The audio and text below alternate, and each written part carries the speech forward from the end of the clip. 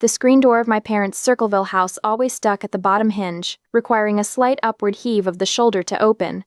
I managed it with one arm, balancing a still warm cherry pie against my ribs. Inside, the house was already as loud and busy as it usually was on weekends. Dad sat reclined in the living room, eyes locked on a Reds game. Mom moved in quick, efficient passes around the kitchen island, keeping one eye on 6-year-old Willa while handing 8-year-old Nola a juice box. At the dining room table, Greer stood in the white glow of a ring light, her phone mounted on a tripod as she held up a floral blouse and spoke rapidly to her live-stream boutique audience. I set the pie on the counter. "I got the promotion," I said, reaching up into the cabinet for a stack of dessert plates. Senior Clinical Specialist. I had accepted the offer that morning, the position meant taking over the Triangle territory, based out of Raleigh. It came with a 15% raise and a lump sum relocation allowance. My transfer date was 3 weeks away. Mom wiped down the countertop around the pie tin without breaking her rhythm. "That's wonderful, honey." Dad did not look away from a 3-2 pitch. The air in the room did not shift. I stood there holding the plates, waiting for somebody to ask another question. Nobody did. 10 minutes later, Mom called everyone to the table. Dad waited for the pitch to finish, muted the television, and came in from the living room. Greer was still standing at the far end of the dining table, wrapping up her live stream while the rest of us began filling our plates. I tried one more time.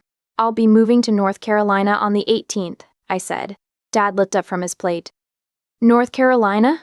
Before I could answer, Greer's eyes snapped back to the phone screen. "Oh my God, you guys, we just passed $2,000 on this live." She leaned closer to the phone, grinning. "Seriously, thank you so much." Mom clapped her hands together. "Greer, that's incredible." Dad turned toward her. Greer launched into an excited explanation, half for us and half for the viewers still watching, about which summer pieces were moving fastest. A minute later, she thanked the audience, ended the live stream, and finally took her seat. I did not fight for the floor. I picked up my fork. When Nola struggled with her chicken, I reached across the table and cut it into pieces.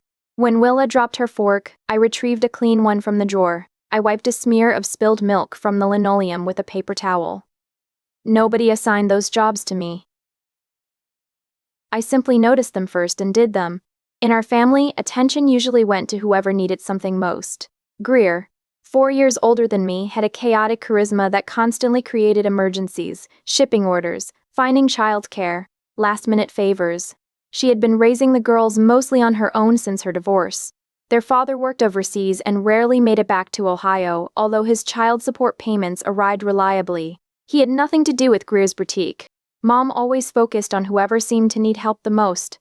Dad hated conflict and usually waited for things to blow over. I paid my bills, lived alone in an apartment south of Columbus, and usually said yes before checking my calendar. Because I normally had things under control, everyone assumed I could take on one more thing. After we finished lunch, Mom cut the cherry pie.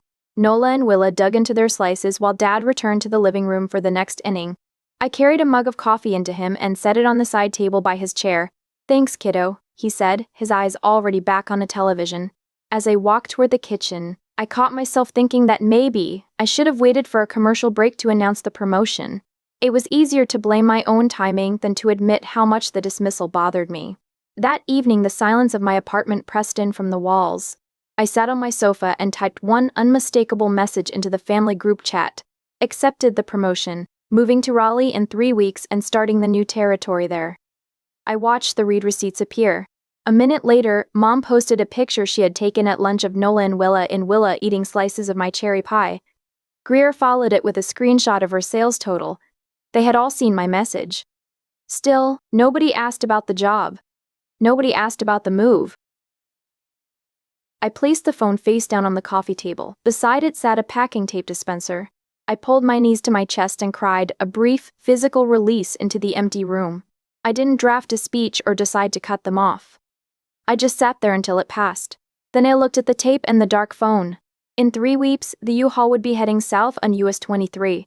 I had wanted them to celebrate with me. Instead, I had a feeling they wouldn't really understand that I was gone until they needed me for something, and I wasn't there. During my final weeks in Ohio, the apartment slowly disappeared into cardboard boxes. My lease still had 4 months left, so part of the relocation money disappeared almost immediately into the early termination fee. What remained covered most of the truck, trailer, fuel, and the smaller expenses that kept accumulating every time I packed another room. Between handing off my local clinical accounts and organizing my inventory, almost everything I packed seemed to remind me of some favor I'd done for my family. Packing my winter coats reminded me of the 4 vacation days I had spent the previous Christmas at Greer's kitchen table, fulfilling a backlog of boutique orders. Finding my name badge from a spring medical conference brought back the PTO day I'd burned 3 months earlier to watch Nola and Willa so Greer could attend a retail expo in Cincinnati. And only 2 weeks before my announcement at lunch, I had driven Mom all over the shopping centers around Columbus, hunting for the exact shade of blackout curtains Greer wanted after rearranging her guest room. I had joked in the car that day about how everyone assumed I was always free. Mom had adjusted the passenger sun visor. Greer has 2 little ones. She needs more help than you do. I had nodded. I had let it pass as one more ordinary family favor instead of asking myself why it was always me. 3 weeks after that lunch, my apartment was reduced to echoes and carpet indentations. I loaded the last heavy plastic tote into the back of the 15-foot U-Haul box truck I had rented for the move. I hadn't issued an ultimatum in the group chat. I hadn't requested a farewell dinner or called to remind them of the date a 4th time. A quiet, stubborn part of me still hoped somebody would remember on their own, while another part realized that staying quiet spared me the humiliation of asking to be noticed yet again. I wanted to belong without causing friction. I pulled down the U-Haul's metal cargo door and secured the latch. My car sat on an auto transport trailer behind the truck, its front wheels secured beneath the tire straps. The employee at the rental lot had walked me through the hitch connection and the straps when I picked everything up. Before leaving, I circled the rig once more and checked each point the way he had shown me. The whole setup felt enormous. I had already planned my first gas stop around a station where I could pull straight through without having to back the trailer. I climbed into the cab. I was turning the ignition key when my phone vibrated in the cup holder. A text from Mom illuminated the screen. "Can you come home this weekend? Greer has a huge live stream Saturday and needs someone to watch the kids." I stared at the message. In Mom's head, I was apparently still the person she could call whenever Greer needed help. My fingers twitched with the old reflex. I instinctively started drafting an apology in my head. "I'm so sorry. Maybe I can find a sitter for her." I stopped myself and typed, "I can't. I'm moving to North Carolina today." The U-Haul was in gear and pulling out of the complex before the screen went dark. It took 3 hours of driving before the phone chimed again. At a rest stop in Kentucky, I stood beside the truck and read the message twice. "You mean you're really leaving today?" Mom had heard that I was moving. She even knew the date had been approaching. But until my absence interfered with something Greer needed, it apparently hadn't sunk in. I slipped the phone into my pocket. I didn't reply. By then I had nothing left to explain. Getting back onto the highway required more concentration than usual. With my car riding behind me, every lane change took planning, and I left far more room between the truck and whatever was ahead. As the familiar Midwestern sprawl gave way to the rolling Appalachian foothills, old memories surfaced. I remembered my 8th birthday, when Mom moved the party into the kitchen because 12-year-old Greer and 3 classmates had taken over the living room to rehearse a school presentation due Monday. I remembered the empty folding chair in the auditorium and my high school graduation, Dad rushing in late because Greer had needed a ride home after a disastrous job interview. I remembered the restaurant dinner for my first clinical promotion, sitting quietly in the booth while Dad watched the Reds game over the bar and Mom helped Greer compare apartment listings on her phone. By the time our food arrived, nobody was talking about my promotion anymore. There had never been one unforgivable moment. Only repetition. My milestones were postponed, shortened, or quietly pushed aside whenever Greer produced something more urgent. The tires hummed against the asphalt. Ohio was hours behind me. My new position in Raleigh would begin whether my family had caught up with the idea or not. At first, I dealt with everything by staying away.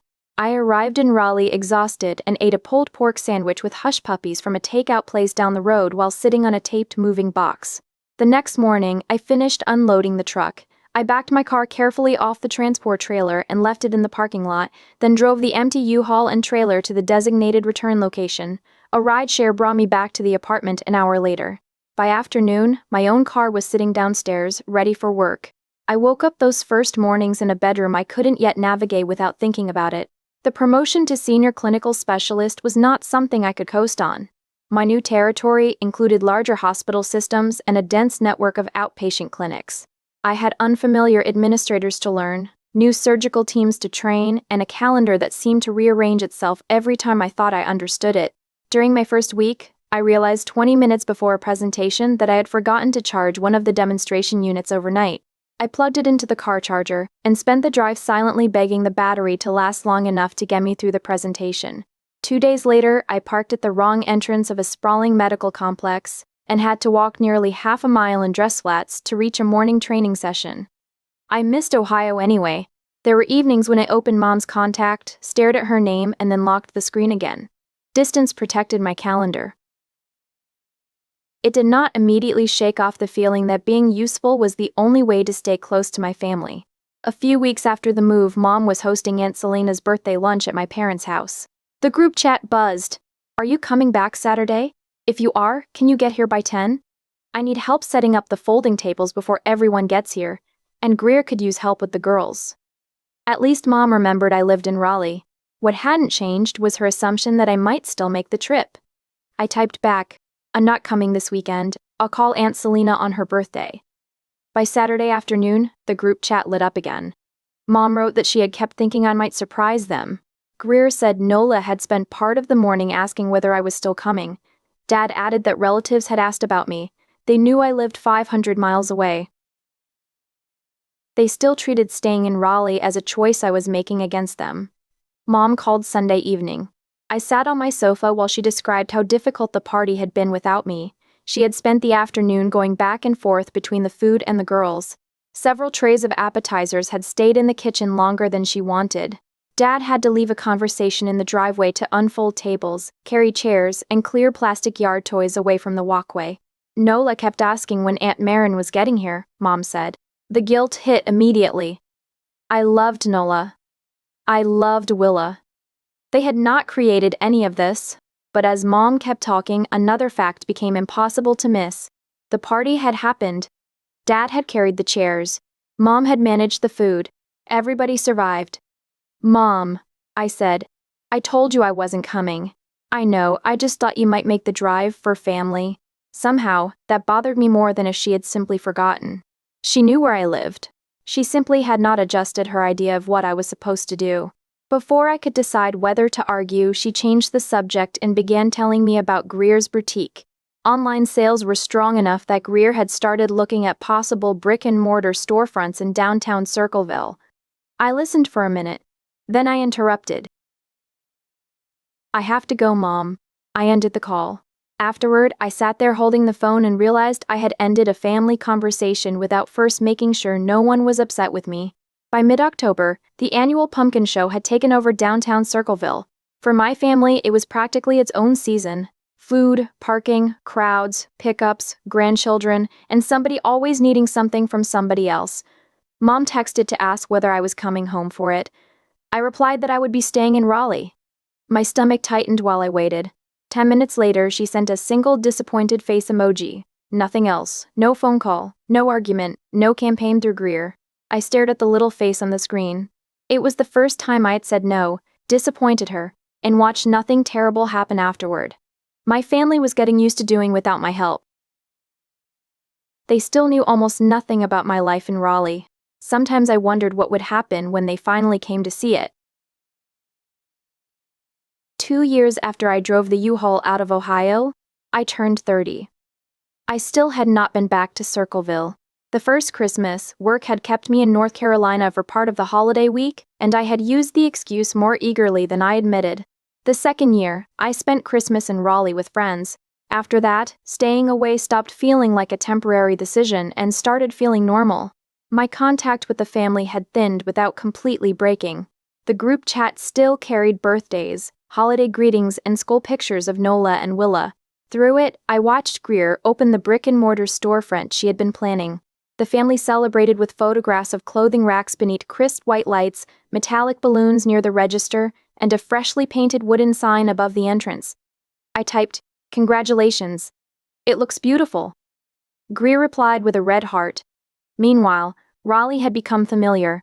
I learned which hospital parking decks to avoid on busy weekday mornings, which clinic coordinators preferred email, and which surgical teams wanted every technical detail before they would let me touch a training console. I trained new employees, handled complex regional implementations, and eventually earned another promotion, regional clinical manager. This time, I did not call Ohio with the news. I celebrated on a Thursday night over dinner with two colleagues who understood exactly what the title meant. I also bought a home. It was a modest two-bedroom condo in North Hills, an expensive part of Raleigh. But the older unit fit my budget and put me close to I-440. I painted the living room sage green and bought a comfortable gray sofa. Then I adopted Otis, a standard poodle with an uncanny ability to notice when I was upset before I did. When work took me out of town overnight, he stayed with a reliable dog sitter a few buildings away. Otis was also how I met Beckett. His beagle, Finch, tangled his leash around Otis's at the neighborhood dog park. The dogs repeated the maneuver often enough that Beckett and I eventually stopped pretending our conversations were accidental. He worked at a rehabilitation device startup and had a calm, unhurried temperament that initially made me suspicious simply because I was unused to it. One evening we were eating grilled salmon at my kitchen island when my phone began vibrating across the countertop. Family group chat. Beckett pointed at it with his fork. "Do you need to check that?" I considered the question. "No." "Then keep eating." So I did. I finished my dinner without reaching for the phone once. For the first time, being unavailable to my family for an hour did not feel like something I needed to apologize for.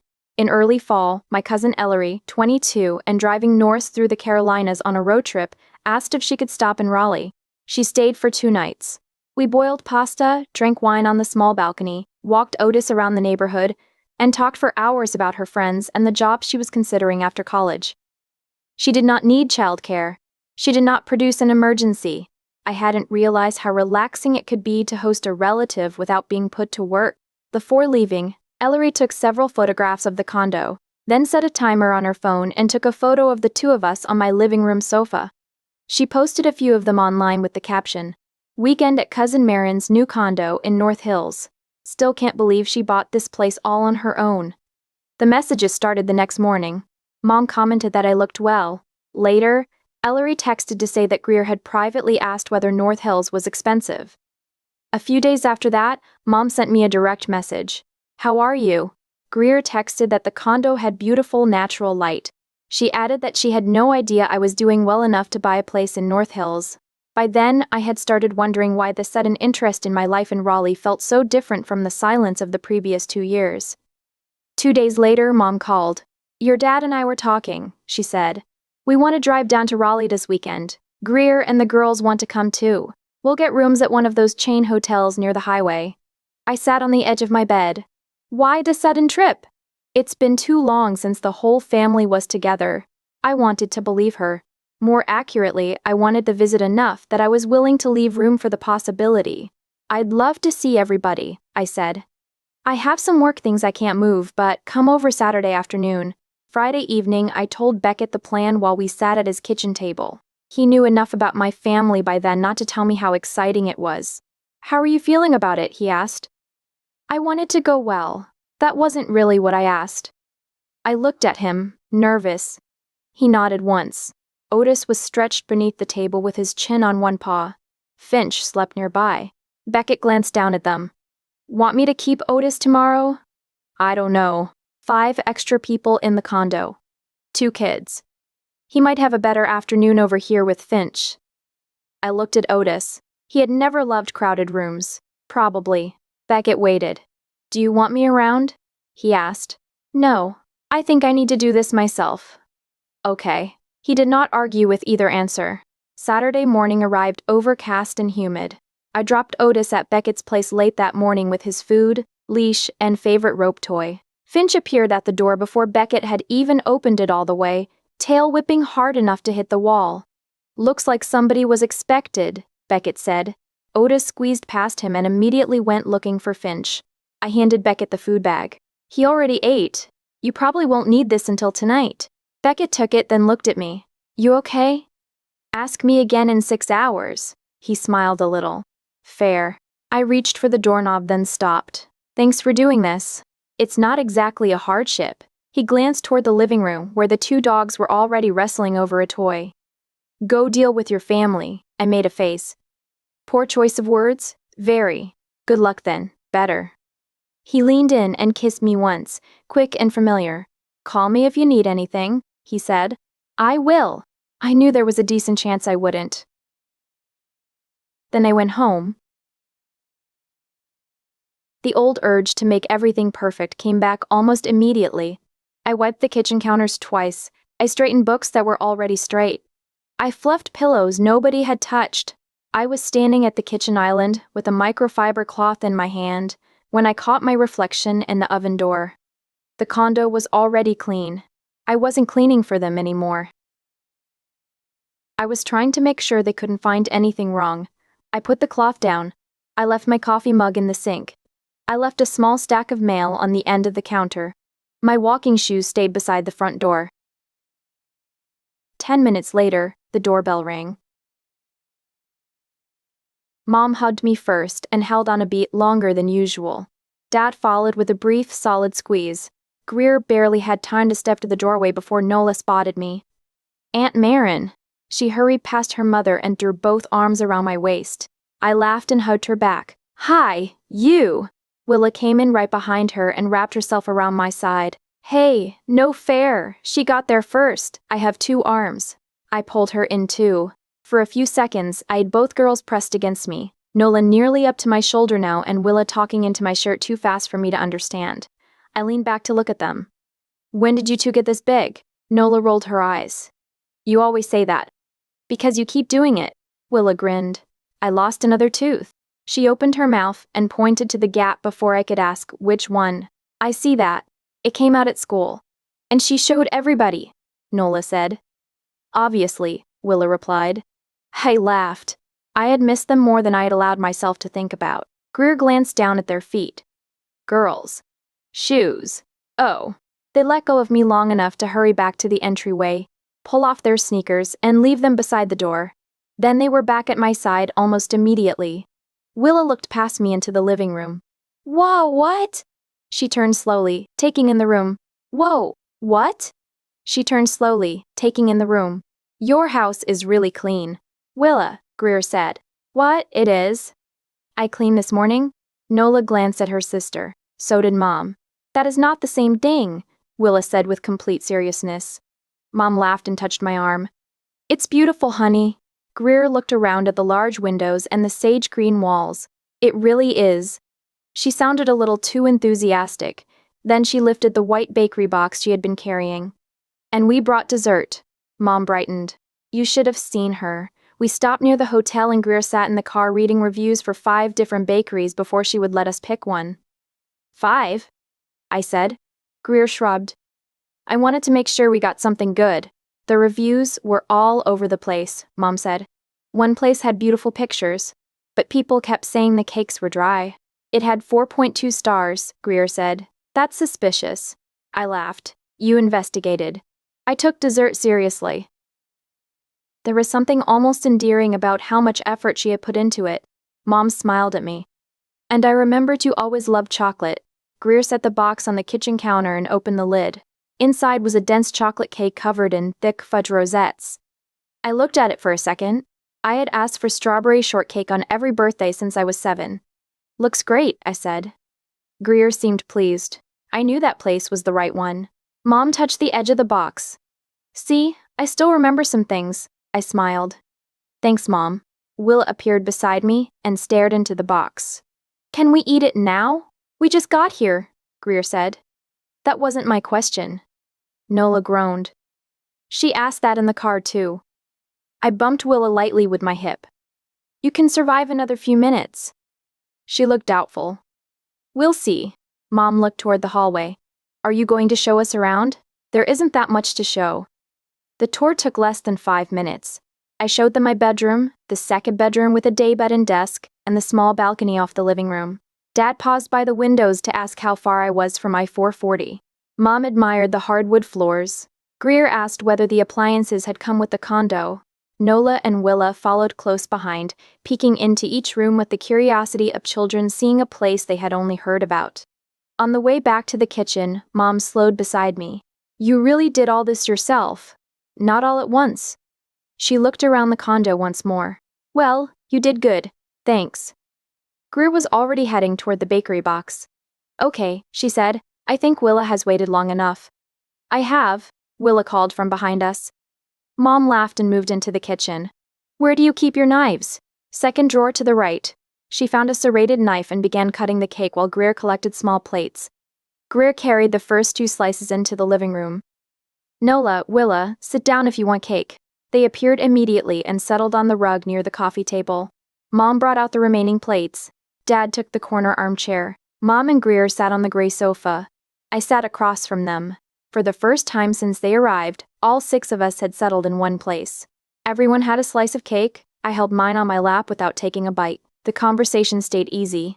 The girls compared the cake to something they had eaten at a birthday party. Dad complained about highway construction outside Charleston, West Virginia. Mom told me the hotel showerhead had been designed by someone who hates women's hair. Greer laughed more than anyone. She asked where I grocery shopped, whether I liked the neighborhood, and whether I knew the people in the other units. It was more interest in my Raleigh life than I could remember getting from her in years. I wanted to enjoy it. So I did. Dad told me about a nervous left fielder on the youth team he had been helping with that summer, a kid who dropped 3 easy pop flies before finally catching one in the last inning. By the time Dad finished imitating the boy's terrible glove position, I was laughing hard enough to steady the cake plate on my lap. For a few minutes it felt like the kind of visit I had hoped we might have. Dad looked at me. So, he said, Regional Clinical Manager. He got the title exactly right. How many people do you manage now? 12. His eyebrows rose. Across 3 states, I added. That's a lot. For once, somebody was asking about the actual job. I told him a little about the travel, the hospital accounts, and the people I managed. Mom asked how often I had to fly. Greer wanted to know whether I liked being in Raleigh. For a few minutes, the questions felt ordinary. Then Mom looked around the condo. I still can't believe you bought this place and never told us. It just never came up. Greer glanced toward the windows. Ellery said North Hills is expensive. It can be. Is the mortgage high? It fits my budget. Mom tilted her head. What does a regional job like yours pay? I looked at her. Enough. Greer smiled as though the question were harmless. Do you have one of those huge HOA fees? It's manageable. How much did you have to put down? Mom asked. The questions were coming too quickly now. I set the untouched plate on the coffee table. The condo works for me. That's about as detailed as I want to get. A brief silence followed. Greer glanced at Mom. Then she looked at the girls. Nola, Willa, why don't you take your stuff into the second bedroom for a little while? Nola looked up. Why? Because the adults need to talk. That answer got her attention. She looked at me. Can we? Sure. Greer reached into her tote and handed Willa a coloring book and a pouch of colored pencils. Nola took a small activity book and her tablet. The second bedroom? Nola asked. Down the hall, I said. The one you saw earlier. The girls gathered their things and disappeared down the hallway. A moment later, I heard the second bedroom door settle almost closed. Greer waited until they were out of earshot. Mom leaned forward and set her plate down in front of her. Greer is having some trouble, she said. I looked at my sister. The easy afternoon was over. Greer cleared her throat. The bright confidence she used on live streams was gone. The store isn't working, she said. The physical storefront had been open for 8 months. Her online boutique had continued running the entire time and still brought in orders. The problem was that walk-in traffic never came close to what she had expected, while the storefront added rent, utilities, insurance, payroll for 2 part-time employees, and far more inventory than the online business had ever required. She had already decided to close the physical location. I can close the doors, she said. That's not the problem. The problem is getting out of the lease. She had personally guaranteed it. The landlord was willing to discuss an early termination, but not for free. Greer still had final payroll and employment taxes to cover, vendor invoices, remaining rent obligations, and inventory that needed to be cleared or moved back into online sales. By Greer's estimate, she was facing roughly $39,000 in remaining obligations, though the final lease number was still unsettled. Mom and Dad had already contributed some of their savings when Greer opened the storefront. 3 months earlier, they had helped again when a slow month left her short on payroll. They were done putting retirement money into it. Greer looked at her hands. I can cover maybe $9,000 between the cash still in the business, the clearance sale, and whatever I get for the fixtures. She looked up. That still leaves me about 30 short. Nobody spoke. I need a loan, Maren. $30,000. My first thought wasn't about whether I had it. It was about what saying no would do to the room. Greer leaned forward. Once I'm out from under the storefront expenses, the online side can carry the business again. I can pay you monthly from that. Mom rested a hand on Greer's knee. You're the most financially stable person in this family, she said. Dad rubbed the back of his neck. Your mother and I have gone as far as we're comfortable going. I didn't want to ask you, Greer said, but I don't have another relative who could realistically come up with that amount. If I keep paying the store expenses, eventually it'll start eating into everything else. The request sat heavily in my chest. I had spent years wanting to be noticed for something other than being dependable. Now they had driven 500 miles to tell me that being dependable was exactly why they needed me. I immediately wanted to fix it, so I started asking questions. Have you gotten the landlord's buyout number in writing? Not yet, we're still negotiating. Are the vendors giving you payment terms? Most of them agreed to 90 days. What are you selling from the store? The racks, display tables, mirrors, mannequins, anything I don't need for online orders. And the inventory? I'm discounting the pieces that need to move and taking the rest back home. I can ship out of the garage again. Her answers told me she had been working on the problem. Halfway through the questions, I realized I was turning her store closure into another project for myself. I stopped. I need to think. Greer stiffened. Mom said, you don't have to decide this second. We're at the hotel all weekend. I stood and went down the hallway. Behind the nearly closed second bedroom door, I could hear Nola and Willa talking quietly. I kept going to my bedroom and closed the door. For several seconds, I stood there with my hand still on the knob. Then the bargaining started. Just give her 15. The number came so easily that it frightened me. Half the loan. Maybe half the argument. Maybe enough to make everybody breathe again. I sat on the edge of the bed. My hands were shaking.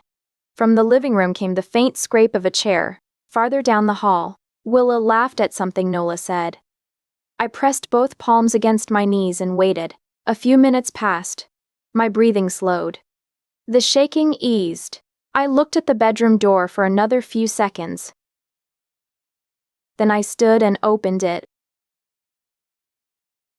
Nobody was talking when I came back. Dad was leaning forward in the corner armchair, his hands clasped loosely between his knees. Mom sat perfectly still on the edge of the sofa, her fingers picking at the edge of a paper napkin. Greer sat rigid beside her and looked up as I rounded the corner. I crossed the rug and sat down in the accent chair across from them. I looked at my sister. I've thought about it, I said. I'm not going to lend you the money. For a second, Greer just stared at me. Not any of it? She asked, her voice thin and sharp. No. A beat passed, her face flushed. Why? I kept my tone as even as I could. I don't want my money involved in the business, and I do not want to lend you $30,000. Maren, it's a loan, Greer said, her pitch rising. I'm your family. I'm sitting here telling you that I am drowning, and you are just going to sit there and leave me to handle it entirely alone? The old urge came back immediately. Apologize, soften it, offer something smaller, make the panic in her face go away. I didn't. You aren't alone, Greer, I said. You already have a plan for closing the storefront. You're negotiating the lease, the vendors are working with you, and the online business is still running. I paused. You have a plan to get through this. I'm just not financing it. Mom crumpled the paper napkin in her fist. Maren, your father and I have done a great deal for both of our daughters over the years. We have always stepped up when either of you needed us. Dad shifted in the armchair, the leather creaking under his weight. He looked exhausted. We wouldn't be here asking you this if we weren't genuinely worried, Maren. You know we wouldn't. I helped you move into your first apartment, Greer interjected, her voice hardening with indignation. I drove the rental truck. I carried your boxes up 3 flights of stairs in July because you couldn't afford movers. I have always been there for you. She gestured broadly around the living room, indicating the crown molding, the large windows, and the quiet comfort of the condo. I cannot understand how you can sit here living this comfortably and watch your sister carry almost $40,000 in business obligations without lifting a finger to help. That was what made it hard. None of them was lying. Mom and Dad had helped us. Dad was genuinely worried. Greer really had driven that truck in the suffocating July heat and carried my boxes up 3 flights of stairs. I know, I said quietly, looking at my sister. I know you helped me. And I know you're worried. Greer had helped me.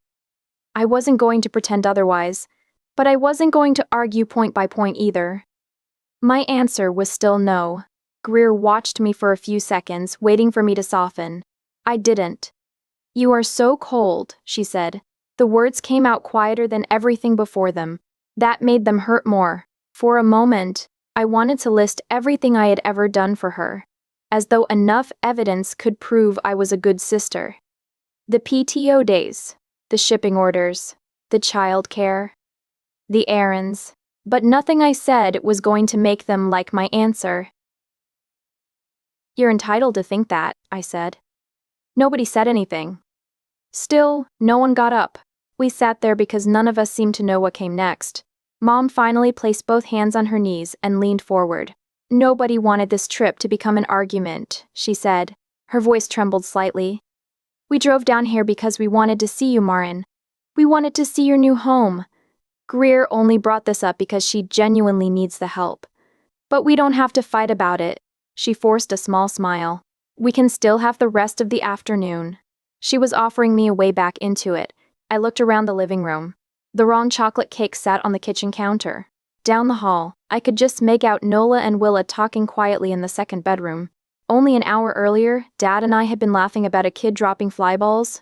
Looking around the room, I realized I still wanted them this day. That was the hard part. I could keep talking.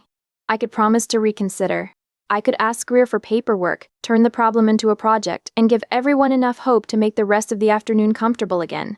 But I didn't want to keep them there by pretending my answer might change. I stood. I hated that this was how the visit was ending. Mom looked up. Maren? I walked to the front door. I do want you here, I said. But if the rest of the visit is going to be about changing my mind, then we're done for today. Greer stared at me. You're kicking us out? I'm saying the conversation about my money is over. That is not what you just said. No. I said if you're going to keep pushing me about it, we're done for today. Mom stood from the sofa. Maren, come on. You don't have to agree with me, Mom. I looked at Greer. But my money, my time, and my home cannot keep being the backup plan every time something goes wrong. Greer stood abruptly. Do you just see this whole family as a burden now? I didn't answer. You moved 500 miles away. You haven't come home in 2 years. And now suddenly, every time somebody asks you for something, it's some kind of violation? That's not what I said. It's exactly what you're saying. No, Greer, I said I'm not giving you $30,000. It's a loan. And I said no. You keep saying that like it makes the rest of this disappear. What rest?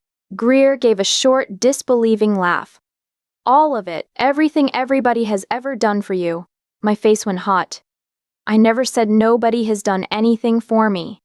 You sure act like it. Stop. She blinked. Stop looking around my house like it proves I owe you something. Greer's expression changed.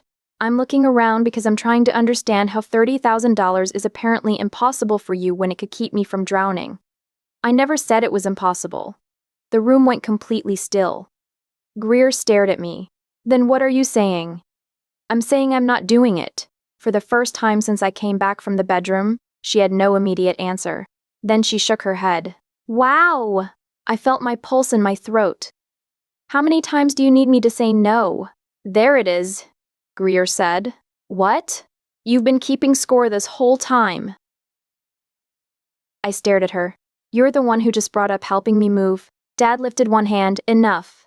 His voice was not loud. It didn't need to be. Greer looked away. Mom pressed her lips together. For several seconds, nobody said anything. Then Mom looked toward the hallway. We should go. The words hurt more than I expected. She called toward the second bedroom. Girls, get your things, we're leaving. Greer picked up her tote and went to the entryway without looking at me. She slipped on her shoes and stepped into the corridor. Dad sat for another second before standing. He put on his shoes more slowly. When he straightened, he looked at me. There was no anger in his face that I could see, mostly sadness. "I wish this had gone differently," he said. "So do I." He gave a small nod and followed Greer outside. Nola appeared from the hallway with her activity book tucked under one arm and her tablet in the other. Willa followed with her coloring book and pencil pouch. They stopped when they saw Mom putting on her shoes. Nola looked at me. "Are we still seeing you tomorrow?" My throat tightened. Nobody had talked about tomorrow since the argument began. "I don't know, sweetheart." Her face filled just enough for me to notice. Then she walked over and wrapped both arms around me. I bent and hugged her back. For a second, she was 8 again in my memory, sitting at Greer's kitchen table while I helped her finish a puzzle because everyone else was busy. Except she wasn't 8 anymore. She was 10 and she was holding on to me because the adults had ruined the afternoon. Willa came over too and pressed herself against my side. "Why are you sad?" she asked. I looked down at her. "I'm okay." It was not a very good answer. She studied my face as though she knew that. Then she hugged me anyway. "Bye, Aunt Maren." I kissed the top of her head. "Bye, Willa." Nola let go last. "Can I text you? Anytime?" That seemed to satisfy her more than anything else had. Mom stood by the open door waiting for them. I looked at her. For a second I thought she might say something. She didn't. She simply touched my arm as she passed. Then she led Nola and Willa into the corridor. Greer was already near the stairwell. Dad waited until Mom and the girls caught up before following. I stayed in the doorway until they disappeared around the corner. Then I closed the door. The condo went quiet. Not peaceful, just quiet. For several seconds I remained in the entryway. I had expected relief. Instead, my stomach turned. I sat on the edge of the sofa and pressed one hand against my abdomen. My phone was still in my pocket. I pulled it out and stared at Beckett's name. Then I called. He answered on the second ring. Hey. There was a pause. I looked toward the hallway where Nola and Willa had disappeared a few minutes earlier. "They left," I said. Another pause. "Okay." I rubbed my forehead. "It didn't go well. Do you want to talk about it?" "Not really." "Okay." I could hear Finch moving around somewhere on his end of the call, then the faint jingle of Otis's tags. "Can you bring Otis back?" "Yeah." I hesitated. "And maybe food? Anything specific?" "No." "Okay. I'll figure something out." "Beckett?" "Yeah." "Can you stay for a while?" The words came out more quietly than I intended. "Sure." I closed my eyes. "Okay." About half an hour later, the doorbell rang. Beckett stood outside with Otis's leash in one hand, a 6-pack of cold beer tucked under his arm, and a paper bag in the other. Otis pushed past him the moment I opened the door. He pressed his whole body against my legs. I crouched and buried both hands in his coat. "There you are," I whispered. Beckett stepped inside and closed the door behind him. He did not ask what happened. Instead, he lifted the paper bag. Chicken tenders. Fries. Barbecue chips. I looked at the beer under his arm. "You went all in." I panicked in the snack aisle. A laugh escaped me. It sounded strange after the afternoon I had just had. Beckett smiled slightly. "Good sign. Don't push it." "Wouldn't dream of it. We ate at the kitchen island." For the first few minutes, neither of us said much. Otis lay across my feet as though he had decided I might disappear if he moved. I opened a beer and took 2 sips before realizing I had not actually tasted it. Beckett picked up a fry. "So," he said carefully, "do I hate everyone now, or am I waiting for further instructions?" I looked at him. "I don't know." "Okay. They asked me for $30,000. His hand stopped halfway to the ketchup. "Oh!" "Yeah." He lowered the fry. "And?" I said no.